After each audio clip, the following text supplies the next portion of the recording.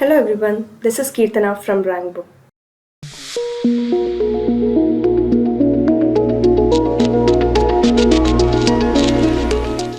Hope you are all doing good. In real life ಅಲ್ಲಿ ನೀವು most of the people ಟ್ರೈನಲ್ಲಿ ಓಡಾಡಿರ್ತೀರಾ. But ಟ್ರೈನಲ್ಲಿ ಓಡಾಡಿರುವಾಗ ಯಾವಾಗಾದರೂ ಯೋಚನೆ ಮಾಡಿದ್ದೀರಾ ನಾವು ಹೋಗ್ತಾ ಇರೋ ಟ್ರೈನು ಎಷ್ಟು ಸ್ಪೀಡಲ್ಲಿ ಮೂವ್ ಆಗ್ತಾ ಇದೆ ಅಥವಾ ನಾವು ಹೋಗ್ತಾ ಇರೋ ಟ್ರೈನ್ದು ಡಿಸ್ಟೆನ್ಸ್ ಎಷ್ಟು ಅಂತ ಯೋಚನೆ ಮಾಡಿದ್ದೀರಾ?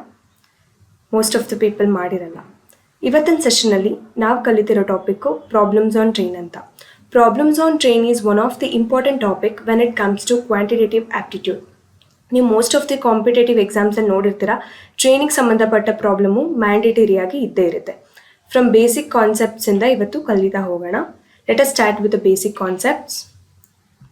ಪ್ರಾಬ್ಲಮ್ಸ್ ಆನ್ ಟ್ರೈನ್ ಅನ್ನೋ ಟಾಪಿಕ್ಕು 3 ಬೇಸಿಕ್ ಕಾನ್ಸೆಪ್ಟ್ ಮೇಲೆ ಡಿಪೆಂಡ್ ಆಗಿದೆ. One is speed, another one is distance and third one is time ಅಂತ. ಸ್ಪೀಡ್ ಅಂತ ಹೇಳಿದ್ರೆ ಏನಂದರೆ the rate at which train travels measured in kilometre per hour or metre per seconds. Train ಎಷ್ಟು ವೇಗದಲ್ಲಿ move ಆಗ್ತಾ ಇದೆ ಅಂತ ಹೇಳೋದಕ್ಕೆ ನಾವು ಸ್ಪೀಡ್ ಅಂತ ಹೇಳಿ ಕರಿತೀವಿ. ವೇಗನ ನಾವು ಸ್ಪೀಡ್ ಅಂತ ಹೇಳಿ ಕರಿತೀವಿ. ಅದನ್ನು ನಾವು ಯಾವ್ದ್ರಲ್ಲಿ ಮೆಷರ್ ಮಾಡ್ತೀವಿ ಅಂತ ಹೇಳಿದ್ರೆ measured in kilometre per hour. Kilometre per ಅವರ್ಗೆ ಮೆಷರ್ ಮಾಡ್ತೀವಿ, or else metre per second ಅಂತ ಮೆಷರ್ ಮಾಡ್ತೀವಿ. Then we have distance. Distance ಅಂತ ಹೇಳಿದ್ರೆ the length covered by a train in metres or kilometres. ಟ್ರೈನ್ನ ಲೆಂತ್ನ ನಾವು ಡಿಸ್ಟೆನ್ಸ್ ಅಂತ ಹೇಳಿ ಕನ್ಸಿಡರ್ ಮಾಡ್ತೀವಿ. ಅದನ್ನು ನಾವು ಮೀಟರ್ಸ್ ಆರ್ ಕಿಲೋಮೀಟರ್ಸಲ್ಲಿ ಡಿಫೈನ್ ಮಾಡ್ತೀವಿ. ಓಕೆ, ಮೀಟರ್ಸ್ ಆರ್ ಕಿಲೋಮೀಟರ್ಸಲ್ಲಿ ಡಿಫೈನ್ ಮಾಡ್ತೀವಿ. ಸ್ಪೀಡ್ನ ನಾವು kilometre per hour or metre per ಸೆಕೆಂಡಲ್ಲಿ ಡಿಫೈನ್ ಮಾಡ್ತೀವಿ ಆ್ಯಂಡ್ ಡಿಸ್ಟೆನ್ಸ್ನ ಮೀಟರ್ಸ್ ಆರ್ ಕಿಲೋಮೀಟರ್ಸಲ್ಲಿ ಮಾಡ್ತೀವಿ. Then we have third important factor, that is time. Time is nothing but the duration the train takes to cover the distance. ಯಾವುದೋ ಒಂದು distance ಇರುತ್ತೆ, ಅದನ್ನ train ಎಷ್ಟು ಟೈಮಲ್ಲಿ ಕವರ್ ಮಾಡಿದೆ, ಎಷ್ಟು ಸಮಯದಲ್ಲಿ ಕವರ್ ಮಾಡಿದೆ ಅನ್ನೋದನ್ನು ನಾವು ಟೈಮ್ ಅಂತ ಹೇಳಿ ಕನ್ಸಿಡರ್ ಮಾಡ್ತೀವಿ. This are the 3 important basic concepts when it comes to problems on train. ಇದು 3 ಕಾನ್ಸೆಪ್ಟ್ ಮೇಲೇ ಕೆಲವು ಫಾರ್ಮುಲಾಸ್ ಇದೆ. ಆ ಫಾರ್ಮುಲಾಸ್ ಮೇಲೇ ಈ ಟ್ರೈನ್ ಪ್ರಾಬ್ಲಮ್ಸ್ ಎಲ್ಲ ಈಸಿಯಾಗಿ ಸಾಲ್ವ್ ಮಾಡ್ಬೋದು. ಫಾರ್ಮುಲಾಸ್ ಏನೇನು ಅಂತ ನೆಕ್ಸ್ಟ್ ನೋಡೋಣ. We have 3 key formulas. ಅದರಲ್ಲಿ ಫಸ್ಟ್ ಫಾರ್ಮುಲಾ ಬಂತು speed is equal to distance by time. ಈ ಫಾರ್ಮುಲಾನ ನಾವು ಬೇಸ್ ಫಾರ್ಮುಲಾ ಅಂತ ನಾವು ತಗೊಳ್ಳೋಣ. ಇದು ಒಂದು ಫಾರ್ಮುಲಾ ನೀವು ರಿಮೆಂಬರ್ ಮಾಡಿದ್ರೆ ಸಾಕು. The other 2 can be easily created. ಹೆಂಗೆ ಅಂತ ಹೇಳಿದ್ರೆ speed is equal to distance by time ಅಂತ ಇದೆ ಅಲ್ವಾ. ಈ ಫಾರ್ಮುಲಾನ ನೀವು ಫ್ರಮ್ ಹೈಸ್ಕೂಲ್ ಇಂದನೂ ಕೇಳ್ಕೊಬಂದಿರ್ತೀರ. Speed is equal to distance by ಟೈಮ್ನ ಇಲ್ಲಿ ಸ್ಪೀಡ್ ಕಂಡುಹಿಡಿಯೋಕೆ ಇದನ್ನು ಯೂಸ್ ಮಾಡ್ತೀವಿ. ಅದೇ ಥರ ಡಿಸ್ಟೆನ್ಸ್ ಬೇಕು ಅಂತ ಹೇಳಿದ್ರೆ ಈ ಸ್ಪೀಡ್ ಡಿವೈಡೆಡ್ ಬೈ ಟೈಮ್ ಇರೋದು ಈ ಕಡೆಗೆ ಶಿಫ್ಟ್ ಆದರೆ ಈಕ್ವಲ್ಸಿಂದ, ಡಿವೈಡೆಡ್ ಬೈ ಇರೋದು ಈಕ್ವಲ್ಸಿಂದ ಆ ಕಡೆ ಶಿಫ್ಟ್ ಆದರೆ ಇಂಟು ಆಗುತ್ತೆ. So that distance is equal to speed into time ಅನ್ನೋ ಫಾರ್ಮುಲಾ ನಮಗೆ ಕ್ರಿಯೇಟ್ ಆಗುತ್ತೆ. ದೆನ್ ಅದೇ ಥರ ನನ್ನ ಹತ್ರ ಡಿಸ್ಟೆನ್ಸ್ ಇದೆ ಆ್ಯಂಡ್ ಸ್ಪೀಡ್ ಇದೆ, ನಂಗೆ ಟೈಮ್ ಕ್ಯಾಲ್ಕುಲೇಟ್ ಮಾಡಬೇಕು.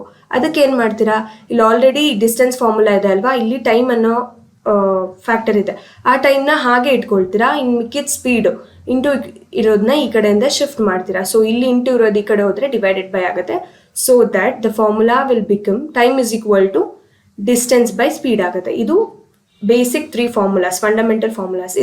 ಇದು ಈಸಿಯಾಗಿ ನೆನ್ಪಿಟ್ಕೊಂಡ್ರೆ ನೀವು ಯಾವುದೇ ಟ್ರೈನ್ ಪ್ರಾಬ್ಲಮ್ಸ್ನ ಸಾಲ್ವ್ ಮಾಡ್ಬೋದು. ಒಂದು ಟ್ರಿಕ್ ಹೇಳ್ಕೊಡ್ತೀನಿ ಈ ಫಾರ್ಮುಲಾಸ್ನ ನೆನ್ಪಿಟ್ಕೊಳ್ಳೋಕ್ಕೆ. ಈ ಥರ ನೀವು ಡಯಾಗ್ರಾಮ್ ಕ್ರಿಯೇಟ್ ಮಾಡಿ ಇಲ್ಲಿ ಡಿಸ್ಟೆನ್ಸ್ ಅಂತ ಇದನ್ನು ನೇಮ್ ಮಾಡ್ಕೊಳ್ಳಿ. Then for left side speed ಅಂತ ನೇಮ್ ಮಾಡ್ಕೊಳ್ಳಿ ಆ್ಯಂಡ್ ರೈಟ್ ಸೈಡಲ್ಲಿ ನೀವು ಟೈಮ್ ಅಂತ ತಗೊಳ್ಳಿ. So this is distance and this is speed and this is time. ಇವಾಗ ಸ್ಪೀಡ್ದು ಫಾರ್ಮುಲಾ ಬೇಕು ಅಂತ ಹೇಳಿದ್ರೆ ಸ್ಪೀಡ್ ಈಕ್ವಲ್ಸ್ ಇಲ್ಲಿ ಡಿಸ್ಟೆನ್ಸ್ ಇದನ್ನ ಬೈ ಅಂತ ತಗೊಳ್ಳಿ, ಡಿಸ್ಟೆನ್ಸ್ ಬೈ ಟೈಮ್ ಅಂತ ಆಗುತ್ತೆ. ಸೊ ಇದು ಸ್ಪೀಡ್ ಫಾರ್ಮುಲಾ ಆಯಿತು. Then we have distance. Distance formula ಕಂಡುಹಿಡಿಬೇಕು ಅಂತ ಹೇಳಿದ್ರೆ ಸ್ಪೀಡ್ ಮತ್ತು ಟೈಮ್ ಮಧ್ಯ ಇಲ್ಲಿ ಮಲ್ಟಿಪ್ಲಿಕೇಶನ್ ಮಾಡಿ. ಸೊ ಡಿಸ್ಟೆನ್ಸ್ ಫಾರ್ಮುಲಾ ಸಿಗುತ್ತೆ. Distance is equal to speed into time ಅಂತ ಆಗುತ್ತೆ. ದೆನ್ ಟೈಮ್ ಕಂಡುಹಿಡಬೇಕು ಅಂತ ಹೇಳಿದ್ರೆ ಇಲ್ಲಿ ಆಲ್ರೆಡಿ ಡಿಸ್ಟೆನ್ಸ್ ಸ್ಪೀಡ್ ಬರ್ಕೊಂಡಿದ್ದೀವಿ, ಇದನ್ನ ಡಿವೈಡೆಡ್ ಬೈ ಅಂತ ನೀವು ಕನ್ಸಿಡರ್ ಮಾಡಿ. So time is equal to distance by speed ಅಂತ ಆಗುತ್ತೆ. ಇದು easy tip to remember the formula ಆಯಿತಾ. Then we have types of train problems. Train ಪ್ರಾಬ್ಲಮ್ಸಲ್ಲಿ ನಿಮಗೆ 4 ಟೈಪ್ಸ್ ಆಫ್ ಪ್ರಾಬ್ಲಮ್ಸ್ ಇದೆ. ಒಂದು ಪಾಸಿಂಗ್ ಸ್ಟೇಷನರಿ ಆಬ್ಜೆಕ್ಟ್ ಅಂತ, ಇನ್ನೊಂದು ಪ್ಲಾಟ್ಫಾರ್ಮ್ ರಿಲೇಟೆಡು, ಇನ್ನು 2 ಬಂದ್ಬಿಟ್ಟು ಡೈರೆಕ್ಷನ್ ಬೇಸ್ಡ್ ಇರುತ್ತೆ.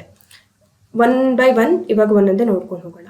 Passing stationary object. Passing stationary object ಯಾವ ಥರ ಪ್ರಾಬ್ಲಮ್ ಇರುತ್ತೆ ಅಂದರೆ ಒಂದು ಸ್ಟೇಷನರಿ ಅಥವಾ ಕಾನ್ಸ್ಟೆಂಟಾಗಿ ಇರೋವಂಥ ಆಬ್ಜೆಕ್ಟ್ ಇರುತ್ತೆ. ಫಾರ್ ಎಕ್ಸಾಂಪಲ್ ಪೋಲ್ ಆಗಿರ್ಬೋದು, ಟ್ರೈನ್ ಆಗಿರ್ಬೋದು, ಅವ್ರ ಹ್ಯೂಮನ್ ಆಗಿರ್ಬೋದು. ಅದು ಟ್ರೈನ್ ಆ ಪೋಲ್ನ ಅಥವಾ ಆಬ್ಜೆಕ್ಟ್ನ ಪಾಸ್ ಆಗೋಕ್ಕೆ ಟ್ರೈನು ಎಷ್ಟು ಸಮಯ ತಗೊಳ್ತು ಅನ್ನೋದು passing stationary object kind of problem ಆಗುತ್ತೆ. ದೆನ್ ಪ್ಲಾಟ್ಫಾರ್ಮ್ ಪ್ರಾಬ್ಲಮಲ್ಲಿ ಒಂದು ಪ್ಲಾಟ್ಫಾರ್ಮ್ ಇರುತ್ತೆ, ಟ್ರೈನ್ ಇರುತ್ತೆ. ಆ ಟ್ರೈನು ಪ್ಲಾಟ್ಫಾರ್ಮ್ನ ಪಾಸ್ ಆಗೋಕ್ಕೆ ಎಷ್ಟು ಟೈಮ್ ತಗೊಳ್ತು ಅಥವಾ ಎಷ್ಟು ಸ್ಪೀಡಲ್ಲಿ ಹೋಯಿತು ಅಂತ ನೋಡೋದು platform kind of problem. Next direction ಬೇಸ್ಡಲ್ಲಿ ಅಗೇನ್ ನಾನು ಹೇಳಿದಾಗೆ 2 ಟೈಪ್ಸ್ ಇದೆ. ಡೈರೆಕ್ಷನ್ ಬೇಸ್ಡ್ ಪ್ರಾಬ್ಲಮ್ಸಲ್ಲಿ ಯಾವಾಗಲೂ 2 ಟ್ರೈನ್ಸ್ ಇಟ್ಕೊಂಡು ನಾವು ಮಾಡ್ತೀವಿ. 2 ಟೈಪ್ಸ್ ಅಂದರೆ one is same direction based problems, ಇನ್ನೊಂದು ಆಪೋಸಿಟ್ ಡೈರೆಕ್ಷನ್ ಬೇಸ್ಡ್.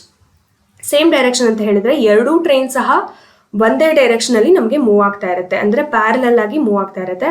ಆಪೋಸಿಟ್ ಡೈರೆಕ್ಷನಲ್ಲಿ ಬಂದಾಗ 2 trains moving towards each other, ಅಂದರೆ ಆಪೋಸಿಟ್ ಆಗಿ ಮೂವ್ ಆಗ್ತಾ ಇರುತ್ತೆ. This are the types of train problems. ಈಗ 1 by 1 ಇನ್ ಡೀಟೇಲ್ ನೋಡೋಣ ಹೇಗೆ ವರ್ಕ್ ಆಗುತ್ತೆ ಅಂತ. First is passing stationary object. Passing stationary object ಅಂತ ಹೇಳಿದ್ರೆ ನಾನು ಆಲ್ರೆಡಿ ಎಕ್ಸ್ಪ್ಲೈನ್ ಮಾಡಿದೆ. ಅದರಲ್ಲಿ ಏನು ಗಿವೆನ್ ಕೊಟ್ಟಿರ್ತಾರೆ ಅಂದರೆ ಲೆಂತ್ ಆಫ್ ದ ಟ್ರೈನ್ ಕೊಟ್ಟಿರ್ತಾರೆ. Next time to pass the object ಕೊಟ್ಟಿರ್ತಾರೆ. ಲೆಂತ್ ಆಫ್ ದ ಟ್ರೈನ್ ಬಂದು ಟ್ರೈನ್ದು ಎಷ್ಟು ಲೆಂತ್ ಇದೆ ಅಂತ. ನೆಕ್ಸ್ಟ್ ಟೈಮ್ ಟು ಪಾಸ್ ಅಂದರೆ ಆ ಟ್ರೈನು ಒಂದು ಆಬ್ಜೆಕ್ಟ್ನ ಪಾಸ್ ಮಾಡೋಕ್ಕೆ ಎಷ್ಟು ಸಮಯ ತೊಗೊಂಡಿದೆ ಅನ್ನೋದನ್ನ ಟೈಮ್ ಟು ಪಾಸ್ ಅಂತ ಹೇಳ್ತೀವಿ. ಇದರಲ್ಲಿ ನೀವು 2 ಥರ ಕೇಳಿರ್ತಾರೆ. ಒಂದು ಟೈಮ್ನ ಕ್ಯಾಲ್ಕುಲೇಟ್ ಮಾಡೋಕ್ಕೆ ಹೇಳಿರ್ತಾರೆ, ಆರ್ ಎಲ್ ಸ್ಪೀಡ್ನ ಕ್ಯಾಲ್ಕುಲೇಟ್ ಮಾಡೋಕ್ಕೆ ಹೇಳಿರ್ತಾರೆ. ನೀವು ಟೈಮ್ನ ಕ್ಯಾಲ್ಕುಲೇಟ್ ಮಾಡಬೇಕು ಅಂತ ಹೇಳಿದ್ರೆ ಟೈಮ್ದು ಫಾರ್ಮುಲಾ ಯೂಸ್ ಮಾಡ್ತೀರಾ, that is distance by speed. Or else time ಕೊಟ್ಟಿರ್ತಾರೆ, ಸ್ಪೀಡ್ನ ಕ್ಯಾಲ್ಕುಲೇಟ್ ಮಾಡೋಕ್ಕೆ ಸ್ಪೀಡ್ದು formula speed is equal to distance by time ಅನ್ನೋ ಫಾರ್ಮುಲಾನ ಯೂಸ್ ಮಾಡ್ತಾರೆ. This is passing stationary kind of object, passing stationary kind of stationary object kind of problem. Then we have passing a platform kind. Platform ಕೈಂಡಲ್ಲಿ ಏನು ಕೊಟ್ಟಿರ್ತಾರೆ ಅಂತ ಹೇಳಿದ್ರೆ, platform kind of ಪ್ರಾಬ್ಲಮ್ನ ಹೇಗೆ solve ಮಾಡೋದು ಅಂತ ಹೇಳಿದ್ರೆ, ಫಸ್ಟ್ ಗಿವೆನ್ ಏನೇನು ಕೊಟ್ಟಿರ್ತಾರೆ ನೋಡೋಣ. First length of the train ಕೊಟ್ಟಿದ್ದಾರೆ, then we have platform length ಕೊಟ್ಟಿದ್ದಾರೆ, ನೆಕ್ಸ್ಟ್ ಟೈಮ್ ಟು ಪಾಸ್ ಕೊಟ್ಟಿರ್ತಾರೆ. ನೀವು ಪ್ಲಾಟ್ಫಾರ್ಮ್ ಕೈಂಡ್ ಆಫ್ ಪ್ರಾಬ್ಲಮ್ನ ಈಸಿಯಾಗಿ ಗೆಸ್ ಮಾಡ್ಬೋದು. ಹೇಗೆ ಅಂದರೆ ಅಲ್ಲಿ ಪ್ಲಾಟ್ಫಾರ್ಮ್ ಲೆಂತು ಮೆನ್ಷನ್ ಆಗಿರುತ್ತೆ. ಓಕೆ, ದೆನ್ ಇದರಲ್ಲಿ ನೀವು ಟೈಮ್ನ ಗೆಸ್ ಮಾಡಿ ಅಂತ ಹೇಳಿದ್ರೆ time is equal to same distance by speed ಅನ್ನೋ ಫಾರ್ಮುಲಾನ ಯೂಸ್ ಮಾಡ್ತೀರಾ. ಬಟ್ ಇಲ್ಲಿ ಪ್ರೀವಿಯಸ್ ಟೈಪ್ಗಿಂತ ಏನು ಚೇಂಜ್ ಅಂದರೆ ಲೆಂತ್ ಅಂದರೆ ಡಿಸ್ಟೆನ್ಸ್ ಅಂತ ಬಂದಾಗ ಅಲ್ಲಿ ಸಿಂಗಲ್ ಡಿಸ್ಟೆನ್ಸ್ ಇತ್ತು, ಬರೀ ಟ್ರೈನ್ದು ಡಿಸ್ಟೆನ್ಸ್ ಇತ್ತು. ಬಟ್ ಇಲ್ಲಿ ಟ್ರೈನ್ದು ಲೆಂತ್ ಸಹ ಇದೆ ಮತ್ತು ಪ್ಲಾಟ್ಫಾರ್ಮ್ದು ಇದೆ. ಇದೆರಡನ್ನೂ ಆ್ಯಡ್ ಮಾಡಿ ಅದನ್ನು ನಾವು ಡಿಸ್ಟೆನ್ಸ್ ಅಂತ ಹೇಳಿ ಕನ್ಸಿಡರ್ ಮಾಡ್ತೀವಿ. ಲೆಂತ್ ಆ್ಯಂಡ್ ಡಿಸ್ಟೆನ್ಸ್ ಅನ್ನೋದು ಒನ್ ಆ್ಯಂಡ್ ದಿ ಸೇಮ್ ಆಯಿತಾ. ಇಲ್ಲಿ ಪ್ಲಾಟ್ಫಾರ್ಮ್ ಕೈಂಡ್ ಆಫ್ ಪ್ರಾಬ್ಲಮಲ್ಲಿ ಟ್ರೈನ್ ಲೆಂತು ಮತ್ತು ಪ್ಲಾಟ್ಫಾರ್ಮ್ ಲೆಂತು ಎರಡನ್ನೂ ಆ್ಯಡ್ ಮಾಡ್ತೀವಿ, so that we will get a distance. So ಅವಾಗ ಈಸಿಯಾಗಿ ಫಾರ್ಮುಲಾನ ಅಪ್ಲೈ ಮಾಡ್ಬೋದು. Time is equal to distance by speed. ಅಕಸ್ಮಾತ್ ಸ್ಪೀಡ್ ಕ್ಯಾಲ್ಕುಲೇಟ್ ಮಾಡೋಕ್ಕೆ ಹೇಳಿದರೆ ಸ್ಪೀಡ್ಗೆ ಈ ಫಾರ್ಮುಲಾ ಯೂಸ್ ಮಾಡ್ತಾರೆ. Speed is equal to distance by time ಅಲ್ವಾ ಫಾರ್ಮುಲಾ. ಬಟ್ ಇಲ್ಲಿ ಡಿಸ್ಟೆನ್ಸಲ್ಲಿ ಟೂ ಇದೆ, so length of the train ಅದ್ರದ್ದನ್ನು ಆ್ಯಡ್ ಮಾಡಬೇಕು, ಹಂಗೆ ಪ್ಲಾಟ್ಫಾರ್ಮ್ ಲೆಂತ್ ಸಹ ಆ್ಯಡ್ ಮಾಡಬೇಕು. ಸೊ ಅದೆರಡನ್ನು ಆ್ಯಡ್ ಮಾಡಿ ಡಿವೈಡೆಡ್ ಬೈ ಟೈಮ್ ಮಾಡ್ತೀರಾ. This is second kind of problem. Next we have direction based. Direction based ನಾನು ಆಗಲೇ ಹೇಳ್ದಂಗೆ 2 ಟ್ರೈನ್ಸ್ ಇರುತ್ತೆ. ಇವಾಗ for example A and B ಅಂತ ತಗೊಳ್ಳೋಣ. ಈ 2 ಟ್ರೈನು ಪ್ಯಾರಲಲ್ಲಿ ಮೂವ್ ಆಗ್ತಾ ಇರುತ್ತೆ. ಇವಾಗ ಫಾರ್ ಎಕ್ಸಾಂಪಲ್ ಫಾಸ್ಟರ್ ಟ್ರೈನ್ ಬಂದು ಅದ್ರದ್ದು ಸ್ಪೀಡು x km/h ಇದೆ ಅಂತ ಇಟ್ಕೊಳ್ಳೋಣ. ದಟ್ ಈಸ್ ಎದು ಸ್ಪೀಡ್ x ಇದೆ. ನೆಕ್ಸ್ಟ್ ಸ್ಲೋವರ್ ಟ್ರೈನ್ದು ಸ್ಪೀಡ್ ಬಂದು y km/h ಅಂತ ಹೇಳಿದರೆ y km/h ಇಟ್ಕೊಳ್ಳೋಣ ಬಿದು. ಸೊ ಎ ಬಂದು ಫಾಸ್ಟರ್ ಟ್ರೈನ್, ಬಿ ಬಂದು ಸ್ಲೋವರ್ ಟ್ರೈನ್ ಆಗುತ್ತೆ. ದೆನ್ ಈ ಥರ ಡೈರೆಕ್ಷನ್ ಬೇಸ್ಡ್ ಪ್ರಾಬ್ಲಮಲ್ಲಿ ಒಂದು ಹೊಸ ಕಾನ್ಸೆಪ್ಟ್ ಬರುತ್ತೆ, that is relative speed. Relative speed ಅಂತ ಹೇಳಿದ್ರೆ ಇವಾಗ speed of one train with respect to the other train which is in moving state. ಇವಾಗ ಎ ಅನ್ನೋ ಟ್ರೈನ್ ಮೂವ್ ಆಗ್ತಿದೆ ಅಲ್ವಾ, ಬಿ ಅನ್ನೋ ಟ್ರೈನ್ ಸಹ ಮೂವ್ ಆಗ್ತಾ ಇದೆ. ಎರಡರದ್ದು ಸ್ಪೀಡ್ ಮಧ್ಯ ರಿಲೇಷನ್ ಹುಡ್ಕೋದೆ ರಿಲೇಟಿವ್ ಸ್ಪೀಡ್. ಓಕೆ, ರಿಲೇಟಿವ್ ಸ್ಪೀಡ್ನ ನಾವು ಕ್ಯಾಲ್ಕುಲೇಟ್ ಮಾಡೋಕ್ಕೆ ಈ ಥರ ಸೇಮ್ ಡೈರೆಕ್ಷನ್ ಬಂದಾಗ ಈ ಥರ ಯೂಸ್ ಮಾಡ್ತೀವಿ. That is x - y. That is faster train minus slower train. Okay, faster train minus slower train ಮಾಡ್ತೀವಿ. ಇನ್ನೊಂದು ಈಸಿ ಟಿಪ್ ನೆನ್ಪಿಟ್ಕೊಳ್ಳೋಕೆ ಏನಪ್ಪ ಅಂತ ಹೇಳಿದ್ರೆ, ಇವಾಗ ಸೇಮ್ ಡೈರೆಕ್ಷನ್ದಲ್ವಾ, ಸೇಮ್ ಅಂತ ಇದೆ. ಸೊ ಸಬ್ಟ್ರಾಕ್ಟ್ ಅನ್ನೋದು ಯಾವುದರಿಂದ ಬರುತ್ತೆ? ಸಬ್ಟ್ರಾಕ್ಟ್ ಅನ್ನೋದು ಎಸ್ ಇಂದ ಶುರು ಆಗುತ್ತಲ್ವಾ. ಸೊ ಈ ಲೆಟರ್ನ ನೆನ್ಪಿಟ್ಕೊಳ್ಳಿ. ಸೇಮ್ ಅಂತ ಬಂದಾಗ ಸಬ್ಟ್ರಾಕ್ಟ್ ಮಾಡಬೇಕು ರಿಲೇಟಿವ್ ಸ್ಪೀಡಲ್ಲಿ. ಈಗ ಎಕ್ಸ್ ಅನ್ನೋದು ಫಾಸ್ಟರ್ ಟ್ರೈನ್ ಇದೆ, ವೈ ಅನ್ನೋದು ಸ್ಲೋವರ್ ಟ್ರೈನ್ ಇದೆ. ರಿಲೇಟಿವ್ ಸ್ಪೀಡ್ ಕ್ಯಾಲ್ಕುಲೇಟ್ ಮಾಡೋಕ್ಕೆ x - y km/h ಮಾಡ್ತೀರಾ. ನೆಕ್ಸ್ಟ್ ಟೈಮ್ ಟು ಪಾಸ್, ಅದು ಎಷ್ಟು ಟೈಮಲ್ಲಿ ಪಾಸ್ ಆಯಿತು ಅಂತ ಕಂಡುಹಿಡಿಯೋದಕ್ಕೆ ಟೈಮ್ ಫಾರ್ಮುಲಾ ಯೂಸ್ ಮಾಡ್ತೀರಾ. That is time is equal to length by speed. Length by speed, ಇಲ್ಲಿ ಸ್ಪೀಡ್ನ ಡೈರೆಕ್ಟ್ ಸಪ್ರೇಟ್ 2 ಟ್ರೈನ್ಸ್ ಇರೋದ್ರಿಂದ ರಿಲೇಟಿವ್ ಸ್ಪೀಡ್ ಆಲ್ರೆಡಿ ಕ್ಯಾಲ್ಕುಲೇಟ್ ಮಾಡಿದ್ದೀವಿ. ಆ ರಿಲೇಟಿವ್ ಸ್ಪೀಡ್ನ ಇಲ್ಲಿ ಅಪ್ಲೈ ಮಾಡ್ತೀರಾ. That is time is equal to length by relative speed. ಈ ಥರ ಸಾಲ್ವ್ ಮಾಡ್ತೀರಾ.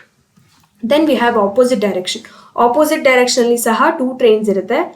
ಇವಾಗ ಫಾರ್ ಎಕ್ಸಾಂಪಲ್ ಎ ಅನ್ನೋದೊಂದು ಟ್ರೈನು, ಬಿ ಅನ್ನೋದೊಂದು ಟ್ರೈನು ಆಪೋಸಿಟಾಗಿ ಬರ್ತಾ ಇದೆ ಅಂತ ಇಟ್ಕೊಳ್ಳೋಣ. ಟ್ರೈನ್ ಒಂದು ಸ್ಪೀಡ್ ಬಂದು x km/h, train 2ದು y km/h ಇದೆ ಅಂತ ಇಟ್ಕೊಳ್ಳೋಣ. ಇಲ್ಲೂ ಸಹ ರಿಲೇಟಿವ್ ಸ್ಪೀಡ್ ಕ್ಯಾಲ್ಕುಲೇಟ್ ಮಾಡಬೇಕಾಗತ್ತೆ. ಇಲ್ಲಿ ರಿಲೇಟಿವ್ ಸ್ಪೀಡ್ ಹಿಂಗೆ ಕ್ಯಾಲ್ಕುಲೇಟ್ ಮಾಡ್ತೀರಾ ಅಂದರೆ x + y ಮಾಡ್ತೀರಾ, ಆ್ಯಡ್ ಆನ್ ಮಾಡ್ತೀರಾ. ಫಾಸ್ಟರ್ ಟ್ರೈನು ಮತ್ತು ಸ್ಲೋವರ್ ಟ್ರೈನ್ದು ಸ್ಪೀಡ್ನ ಆ್ಯಡ್ ಮಾಡ್ತೀರಾ. ಆ್ಯಡ್ ಮಾಡಿದಾಗ ನಮಗೆ ರಿಲೇಟಿವ್ ಸ್ಪೀಡ್ ಸಿಗುತ್ತೆ.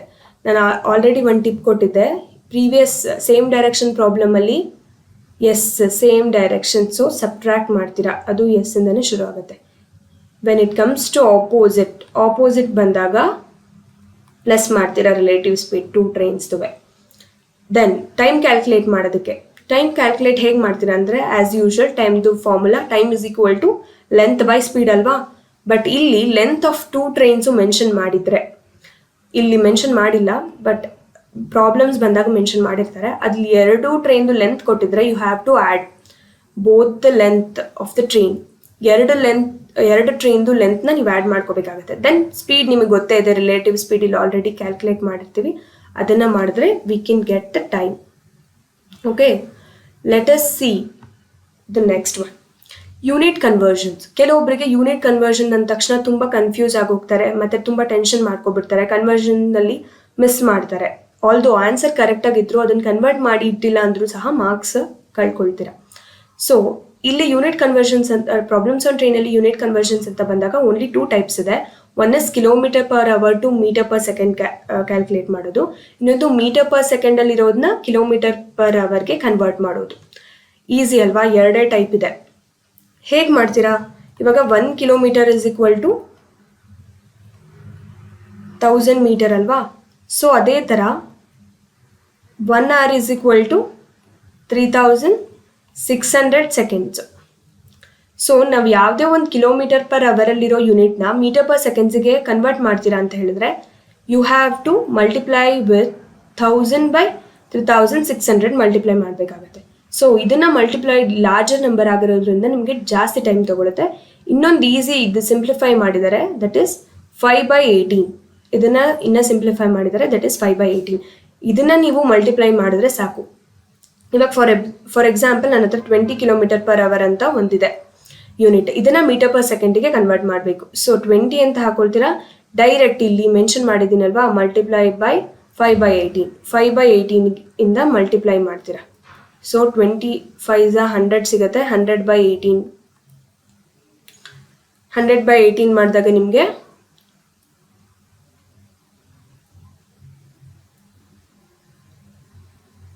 5 ಪಾಯಿಂಟ್ ಸಮಥಿಂಗ್ ಬರುತ್ತೆ. 5 ಪಾಯಿಂಟ್ ಸಮಥಿಂಗ್ m/s. ಓಕೆನಾ? ಇದೇ ಥರ m/s ಇರೋದನ್ನ km/hಗೆ ಕನ್ವರ್ಟ್ ಹೇಗೆ ಮಾಡ್ತೀರಾ?